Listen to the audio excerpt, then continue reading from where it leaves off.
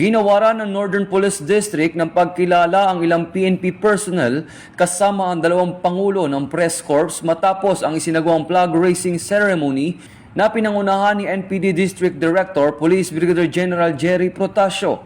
Pinuri ni Police Brigadier General Protasio ang mga awardees ng NPD sa kanilang dedikasyon, mabilis na pagtugon at profesionalismo sa pagganap ng kanilang tungkulin. Binigyan din ng espesyal na pagkilala si Ismael Camaing na Pangulo ng Kamanba Press Corps para sa kanyang kontribusyon sa mga buy-bust inventory. Pangulo ng NPD Press Corps para sa pag-uulat ng operasyon at aktibidad ng NPD. Hinikayat ni Police Brigadier General Protasio ang lahat ng personal ng NPD na laging itaguyod ang integridad, manatiling disiplinado at magsikap para sa kahusayan sa pagganap ng tungkulin. Ito ang bagong PNP para sa bagong Pilipinas, serbisyong mabilis, tapat at nararamdaman.